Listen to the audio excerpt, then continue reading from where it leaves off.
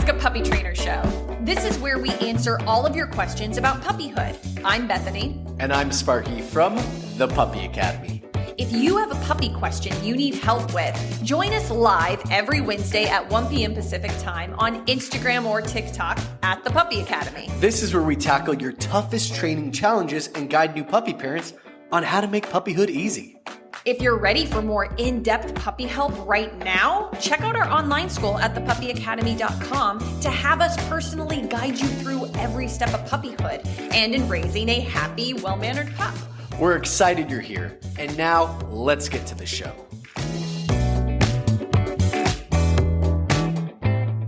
All right, guys, welcome to Ask a Puppy Trainer Show episode 173. Boom. I've got Maple, I'm Bethany, and this is Sparky. Why'd you pause? Because I was going to make a joke because, like, Maple's the dog, but Sparky's the human. Oh. And No, stop. Make it. Say it. No, I you gotta do it now. You brought it up. You gotta. No. I'll do better next time. To be fair, guys, when I introduce myself, I say, "Hey, guys, my name is Sparky. Yes, like the dog. Yes, it's my real name. Do you want to see my ID? It's on my birth certificate." I really want to, like, trust me when I say it's very common. One of these days, I'm going to get, like, the backstory on that. Okay, anyway. Oh, my dad said I was the light of the sparkle of their relationship. I think my mom was a pothead. So, all right. We'll leave it at that. We have an announcement to make. Today's a very fun day. It is Ask a Vet show as well. That's going to be at 1:45 p.m. So we're going to hop off of here. We're going to kind of change the setup. And then 1:45, we're going to be back on the live for Ask a Vet show. And we're going to be talking about a really important topic today that all puppy owners really do seem to worry about. And wow, he really likes you. I like him. He really likes you. She knows I have roughly the same impulse control as she does.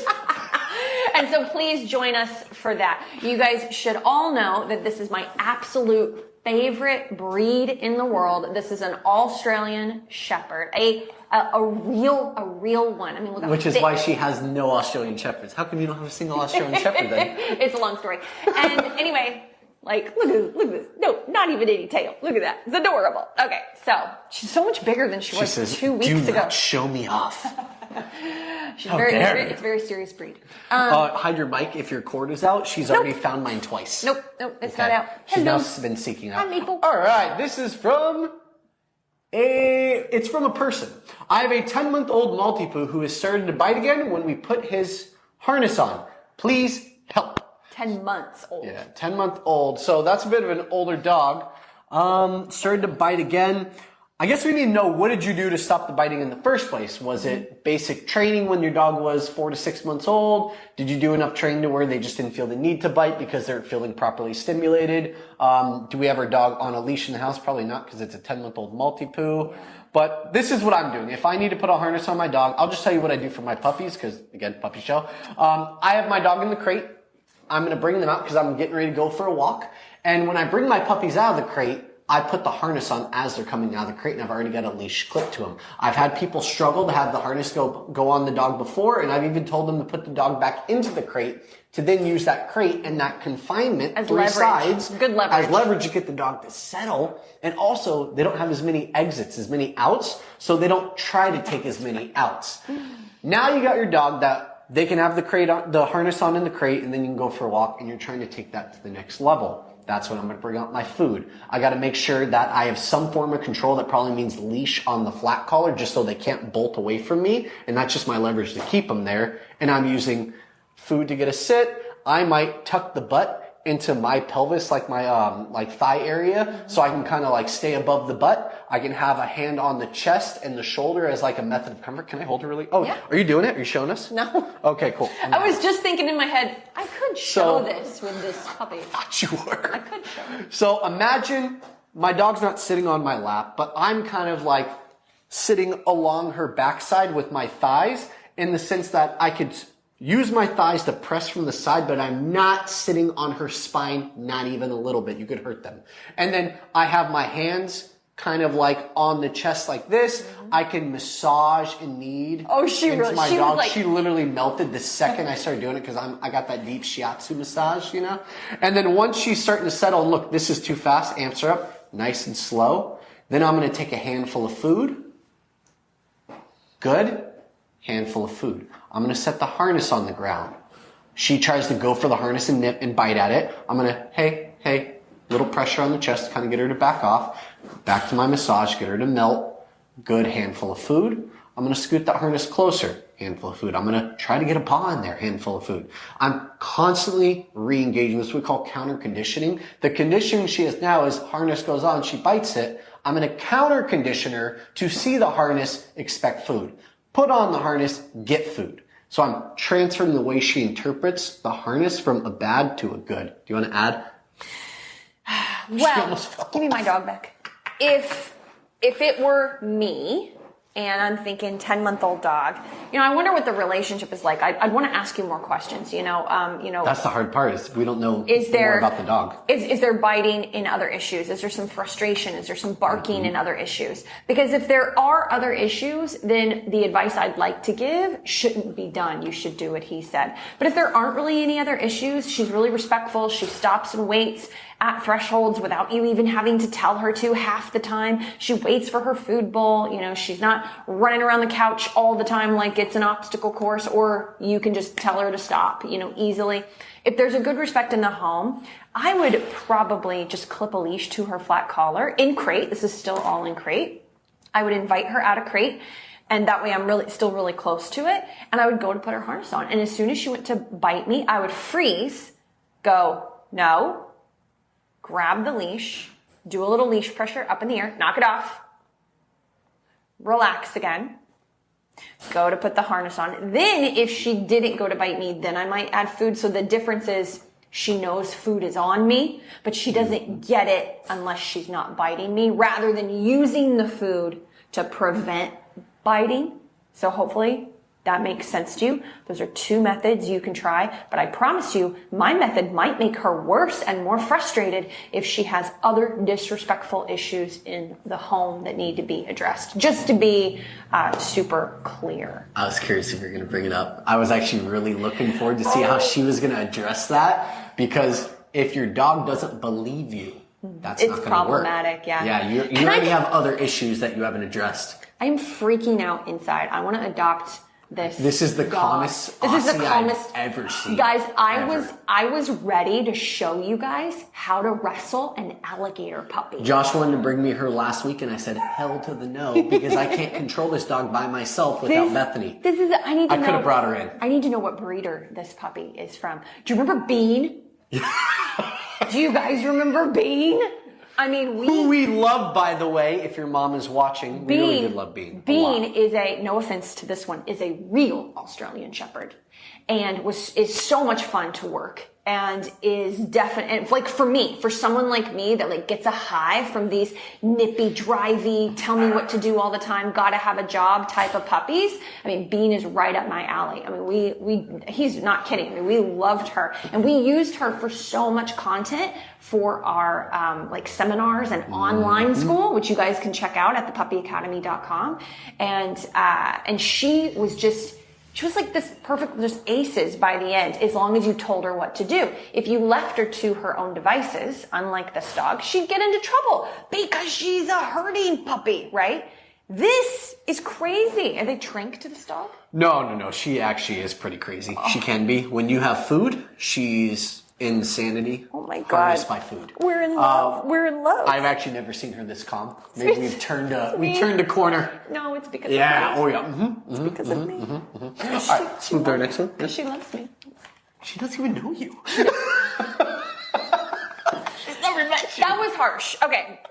We still don't have any questions on Instagram, do we? No. Instagram, what's up, man? Come on. You guys are usually piling them in. So feel free to ask a question, include the age and breed of your puppy, please. But we've got plenty, but we like to prioritize you guys. Moriano. We like to prioritize you guys because you're here. So we're going to do this one, and then I'll read this one. Ava, 5-month-old Mini Bernedoodle bites at shoes and feet and thinks it's a game. Help! Make it stop. Oh, I just talked about puppy biting. Yeah, you got to go over it because you're going to obviously give your food pouch, walk 2 steps, pause. Well, we actually really go over this in depth in our online school at thepuppyacademy.com. Your puppy is the perfect age for it. But to just kind of do an overview, you know, when I can't talk to you back and forth like you can in our online school. What I would do is I would set your puppy up to know the expectation. And that means first thing in the morning and then especially evening, you know, at that bewitching hour, you need to have your training pouch on you. You need to have that food pouch on you. I don't care if you're in your bathrobe. You need to have the food pouch on you. It's ready to go. It can be stale food. I don't even care, but it's got to be something to redirect the puppy. And then the main thing is you can't keep moving. Everybody wants to keep moving. No. You take 2 steps. If your puppy jumps up on you or bites you, you freeze, kind of bump them off with your knee. It's not a big deal. You're not You're not trying to Muay Thai your dog. You're almost like keeping your toe down and just bumping forward with your toe still on the ground. Just bumping them off. Freeze. Say sit. Pause. Give them a piece of food. Take 2 steps. Freeze. Sit. Food. 2 steps. Stop moving. Sit. Food. And condition them for the expectation as well as addressing it when it happens, you know, with like the foot bump. Yeah. And a leash. Get a leash on your puppy. I thought you said that. You say that first? Nope. Get a leash on your puppy. That's the first thing you do. Yep. Is your puppy's not coming out of the crate and without a leash until you don't have jumping, nipping, barking, and biting. That way you can hold them out and away from you while you're doing all of this. I worked with a client this morning. He's been getting nipped at for about a month and a half. He's tried everything you can find online that's not actual training. And then we did one form of training, which was pressure up and out. He was tearing up by the end because it was 30 seconds of pressure and this dog stopped, sat, acknowledged him, and he brought out a handful of kibble and that dog did every single command he asked for after that. He was happy. He needed to create a gap stop in that dog's brain of stop doing this. And the main dog did it and then he could harness the energy in a positive way. Perfect. Okay. Katie says 10-month-old demand barking at night when we're on the couch and while I'm sitting at my desk working. Help! He's a Cavapoo. Cavapoo. And I guess it's not just at night, but it's driving me crazy. Well, Katie, it sounds like this dog has gotten some attention before for barking. And it looks like it wants some entertainment. So if you're stationary, we saw this a lot in COVID. As soon as someone would go on a Zoom, their dog would start acting up in the background because they want to be the center of attention. You know, for me, it's not really about building leverage in that moment. It's how do you build leverage in other moments of the day? I'm sure he might give you some ideas right in the moment. But for me, it's more important of walk to your back door, your dog's on leash, throw the back door open without saying anything. And when he tries to fly through, do a hard block for the first one. Not with the door. Hard block is your body. You're stepping in front and your legs become the brick wall he runs into. Yeah, but he probably won't. Is kind of my point, is that he'll be like, why are you in my way? You know, what are you doing? That's kind of the point. That's why I say don't use the door, because there are actual videos of people smushing their dogs' heads in doors. Don't do that. I've seen it. That's not what we're saying. They're not allowed to go on TikTok anymore. You want to use your body language to teach your dog to give space. That way they respect space. Another way to do this is with place duration. Have you taught, go to your bed, lay down and stay? Because if you haven't, he's bored. He's going to bark at you if you're on the computer. So look up how to teach place with balanced training, and it'll be on leash, maybe with food. I don't know about a 10-month-old, but maybe with food. And then you'll start to do setups where you take a step away, dog steps off, you move in with the leash guidance, and they start to understand to respect your space a little bit. So you build leverage in those moments, because those can be corrective moments or they can just be teaching moments. It depends on the intensity. And then the other stuff will happen less and less. And then if you do say, hey, knock it off, go to your bed or place, we use place, the dog will have an understanding of what to do instead. Do you even know?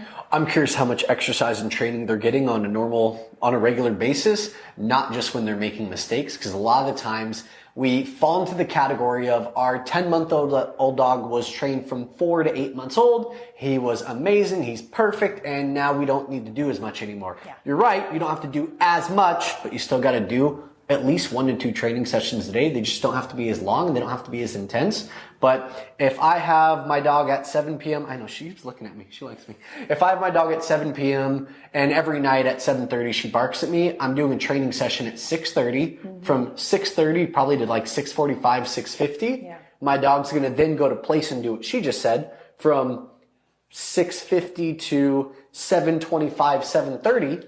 And then the barking comes. You stand up, step in your dog. They back off and settle. Bliss, you're golden. They don't. You kind of do like a 3-strike rule to where you realize that they can't be out of the crate anymore. They're already overstimulated. That's a key word, overstimulated, because it kind of means that no matter what you do, nothing's going to work. Because when they're overstimulated, it means they need some downtime in the crate. So if you've done your walk, you've done your training, you've done your supervised separation, which is what she mentioned, hanging out on the bed, doing place, learning how to be calm. Yeah. None of those are working. It's okay. You've done everything you can. Put them in the crate. A couple hours later, bring them out. They needed a nap and they can't do it themselves. You need to help them out. Yeah. She loves some feedback. Yay, feedback. I like it. Me. He's a Cavapoo. That was great. We've also started doing crate time right after exercise and meal times. Perfect. Make sure you're using the crate door to slow him down, and he has to wait for permission to come out. Trying not to create an exercise junkie. Yeah, it should be structured exercise. Absolutely. Yeah. I mean, you can do some fetch, but even fetch is exercise. There's drop it, there's sit, there's waiting, all that good stuff. I love the waiting. I am really worried I am going to spoil Maple and create a spoiled When rotten was the last Aussie. time anyone ever in their entire life has seen a Aussie sit like that and get a noggin scratch for 30 minutes? Never. Some more Instagram Insanity. questions and then some great TikTok questions. It's like doped up on Benadryl or something. Okay. I'm going to do... See you, bud. Bye, Maple. I miss Bean. Okay. Bruno the Doodle. Wait a minute. Oh, yeah, Bruno the Doodle. Okay. Sometimes while... Did I miss a question? No. Bruno will launch himself to nip sometimes while sitting down. We have quick reflexes, but he's doing this. How do we deflect midair? You don't. He's nearly 4 months old. He's an Australian Labradoodle. You don't. That's the problem. You're making, if you're doing that or trying to do reactionary, that, you're creating it even more. You're making it more fun. You're reinforcing it. If I am trying to get a dog to build drive, this is my dog. Happy Halloween. I am going to take the toy, and when they kind of go for it, I'm going to pull it away. And they go for it, I'm going to pull it away. And I'm twitchy. So stop doing that. Okay. All right. What you're going to do instead is you're going to get a leash on this puppy all the time when they're supervised out of crate. That's going to be your biggest thing. And whenever they have any kind of inclination to do that, you're just going to do pressure out and away from you. But there's more to it than that. You're going to want to teach place. I already mentioned this. If you're on here, go look up balance training for place. Your puppy is young enough. Oh yeah, your puppy. Is this for Bruno? Yeah. They're actually in our online school. Oh, I was just getting ready to say you're the perfect age for the online school. So you're going to get to, so you're already in the online school. So when you get to the place training and the place duration, and we start to teach the boundary of place, but like moving in, that's going to be a big help to you because the puppy's going to start to respect your space. It creates more believability that when you step in, they should back off. And when you step back, you're given the opportunity to step forward. But for now, get a leash on that puppy every time they're out of crate and you're supervising them. So as soon as they go for you, you're just like, no, calmly pick up leash, hold out and away from you. They calm down, you calm down. Sit, good food, sit, good food. Maybe they're getting too much freedom. I think you should put the leash on the flat collar, not the harness. I think this is a very tall dog who will still be able to drive forward. Australian Labradoodle? Australian Labradoodle is still 25 pounds, right? I just put it in my videos. It's 4 months old. Oh, it's super tiny? Okay, It's 4 cool. months old. Harness.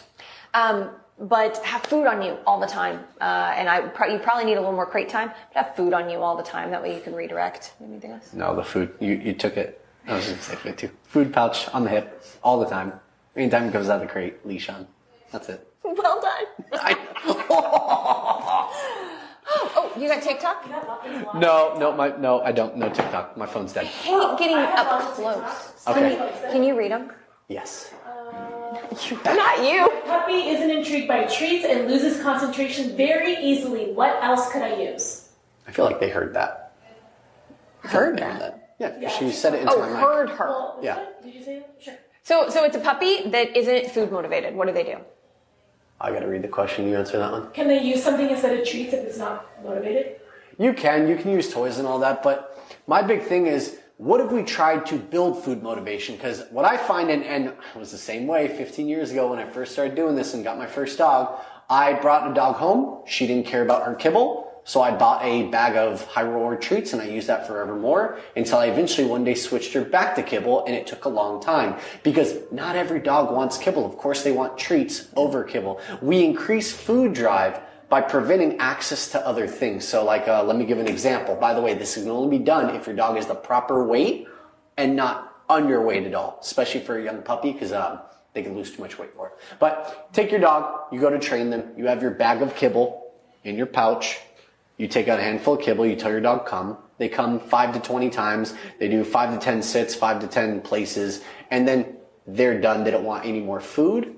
That bag of food goes back in the fridge. That bowl of food goes back in the bag, which goes in the fridge. And that's all they're going to get for that meal. And granted, remember, we're not holding off food. We're give offering every it. opportunity for them to eat it for training, but we're making them work for it. So they can't just get the food in a bowl. We do that a couple times in a row, a couple days in a row. Can't really do it more than, would you say, 3 days? 2 days? Three. In there? 3. Yeah, 2 to 3 days. People are more comfortable with 2, but technically they can go up to 3 if they are good weight or roly-poly oldies. And you're going to find... They never go You're that going to long, find by day 2, probably Yeah. end of day 1, that all that kibble that your puppy passed up in the day before, they're much more motivated to eat, much more motivated to work for longer. That's because they have a higher food drive, and you guys have done that. You've made that. I have 2 things though. If your puppy is 12 weeks or younger, or especially a small breed dog, a lot of them don't like to eat kibble, and it takes them a long time in their crate to crunch them and like work them. So they really don't enjoy working for kibble because it's really hard on their gums and their puppy teeth that are still coming through. And so soak it in water and just put it aside for like 10, 15 minutes. You just put like a little bit of water to make them spongy. You can put a glove on if you want, and then work with spongy food. I do it all the time with really young puppies. It is very, very useful. And then the second thing that I wanted to say is that you might have a really calm puppy, do you? Because if you do, then this may not work. I mean, try it, but it may not work. You got to build drive and motivation. No, but you don't have to. But you don't have to. You don't have to. If you have a calm puppy, you don't have to.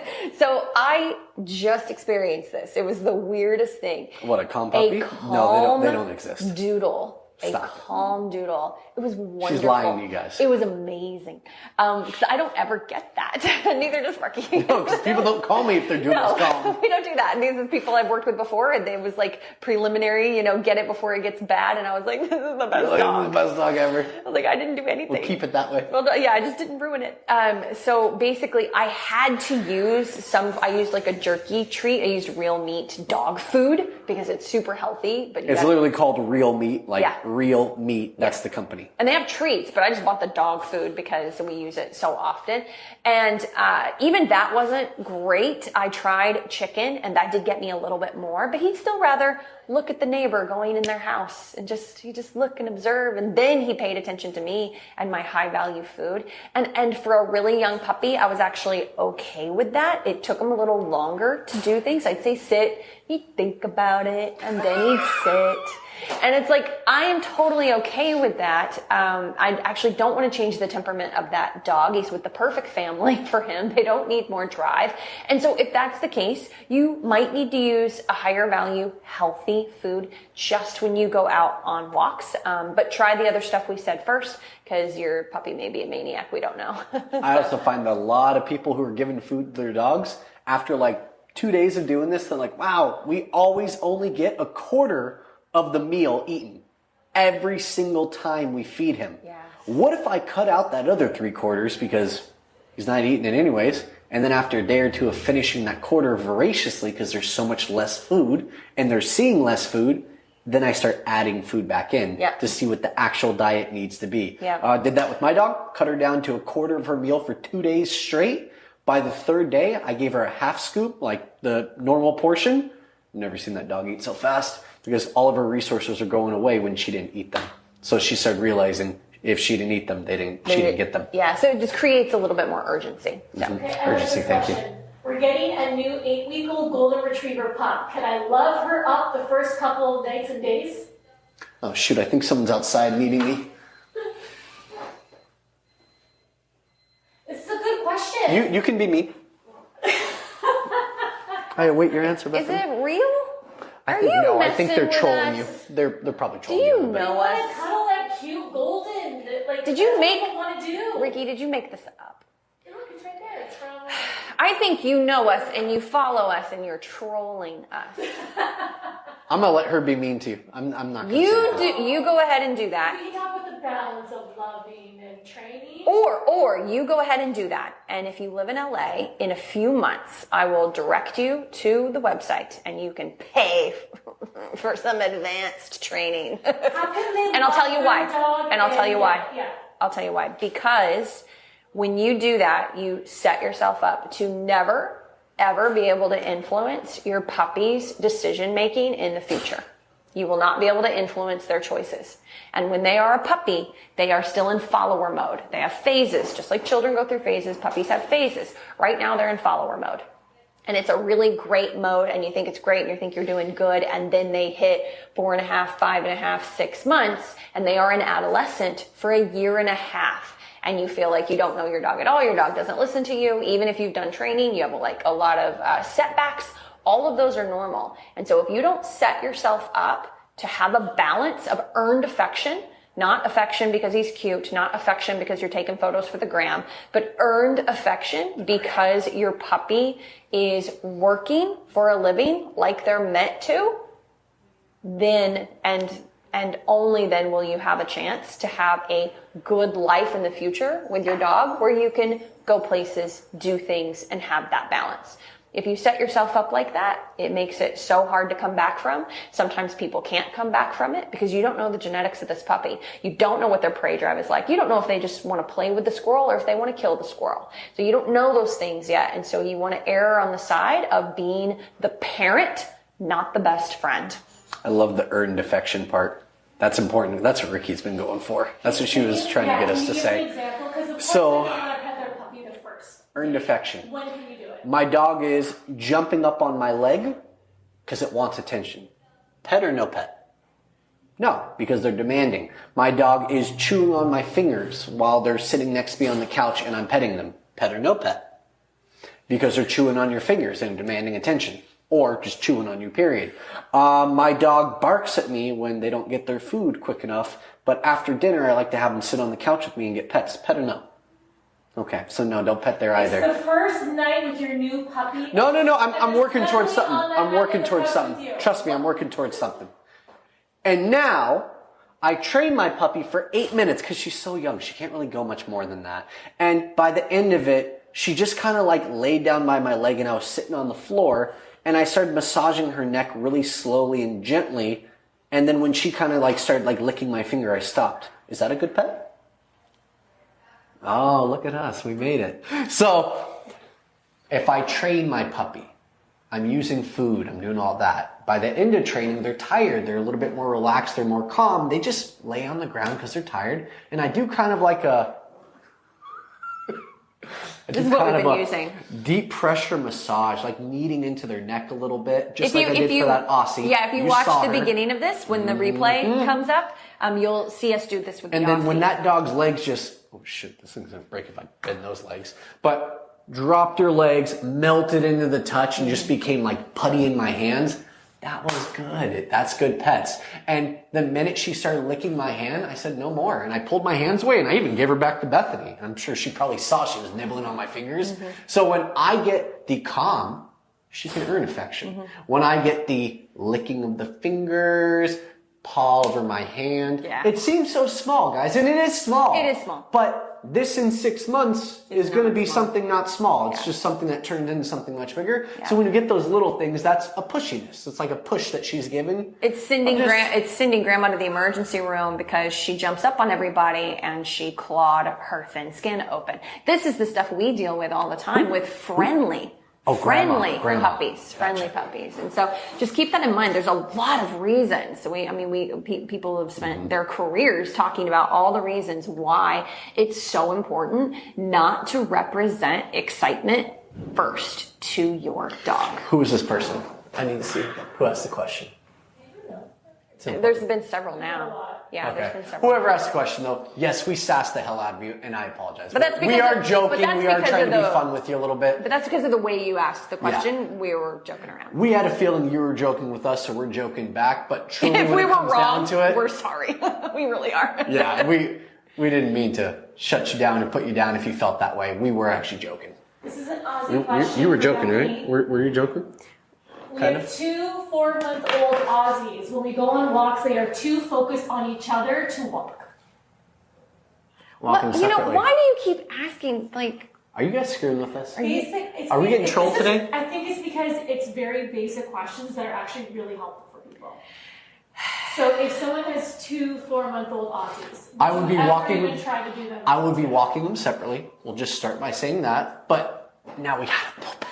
There's so much more we gotta go over I mean, first. for me, honestly, if I was sitting on a call with you, I would warm you up. I would, build, a lot of rapport with you. But by the 15-minute mark, I would be asking you questions to see if you really want 2 4-month-old Aussies. Do you have the experience to have 2 4-month-old Aussies? If I'm just being Because totally litter mate honest. syndrome is probably already happening. It's already They're pack happened. mentality animals, and if you're not a professional dog trainer with massive experience working with Aussies and having doubles, or having 3 of them, or having 2 of them, then they probably already have pretty severe separation anxiety from each other, which is litter mate syndrome. I'm gonna just go on a limb and say that you should look up a private dog trainer in your area. Yeah. You will need one. We aren't gonna be able to give you enough. I'm sorry. The quick version is they need to be worked separately for months and months. Yep, you'll probably need some form of training tool of some type. I don't know which one you would choose, but you're going to need to be able to get head control and focus from these dogs because all they're going to care about is each other, and you're going to need to bring that focus up. Yeah. And Nope, we're hard stop. 1:30. oh, it's You can go. Can we? Can we keep going? All right, cool. Right on. oh, wait a minute. Let's right out there. I need advice. Okay, I gotta do this one and then we're gonna stop. I need advice. This is stressing me out. A pup of mine keeps killing the family chickens. She's only 4 months old. She's a Goldendoodle. That's wild. I talk all the time about how people forget that Goldendoodles still are have the hunting poodle. working dogs mixed with retrievers. Oh my gosh, that is not an easy mix. Poodles are actually spectacular hunting They dogs. are. Bring Spectacular the drive. poodles back. Okay. She's 4 months old. We've never had this issue before. Please help. Should I remove her or get her training? Okay. Doodles in love. Here is the skinny. You can Skinny. absolutely train this dog to not kill the chickens when you are right there next This to is the dog. farm girl. This is farm girl right here. She was farmy. Call you farmy. When you are right put a there. thing on my head. Can I? Sorry, someone put an emoji thing on my head. I was in the zone. Can you focus? Yeah. Get it. Sorry. When you are right there next to your puppy with a few $1,000s worth of training or a few 1,000 hours of you doing tons of research and practicing with probably at least a little bit of one-on-one help, you can get a 4-month-old puppy that's already killing chickens. So the drive, the genetics are deep is my point. To not do it with you right there and they're under command. It will not happen when you leave. If you are not in the vicinity and that dog does not know they're under control by you, whoever has trained them, that the chickens are more of an aversive than they are fun to go chase and kill, they will still do it. They will absolutely still do it. This dog, you're looking to be on leash for the next 2 years. And you do not want to do serious aversive training with a 4-month-old. So you are going to need to avoid the chicken area for a few months and build up tons of other foundational important things, stuff. Boy, I hate that word. I'll tell you what, I use those words that are, they're just not good words, stuff and things, because it's 1:34 and we're supposed to be done and my brain is going like this, like an alarm is going off, because it's so important to me that not another chicken loses their life, and it's so important to me that you understand that you cannot change this dog's genetics. And so that's what I'm really trying to get across to you. And they've been activated when you killed the chicken. They have been activated. So I wish I could give you more than that right now. I can't, but I hope that that really gives you something to think about. And that if you got this dog from a really reputable breeder, it is perfectly okay. They will find another great home for this Doodle. If you guys wanted to say, hey, we need a lesser drive Doodle, please, that is perfectly acceptable. But if that is not what you're thinking at all, I just want you to be prepared for what, the future holds, because your chickens don't deserve that for sure. And the stress on your family and all of that. It's a lot, right? It's a lot. And so I just want to be real with you, and hopefully that gives you something to go off of. All right. I hate to end on the chicken killing note, but they are predators, guys. All right. Have a wonderful day. Join us in 10 to 15 minutes for Ask a Vet Show. Instagram. Bye.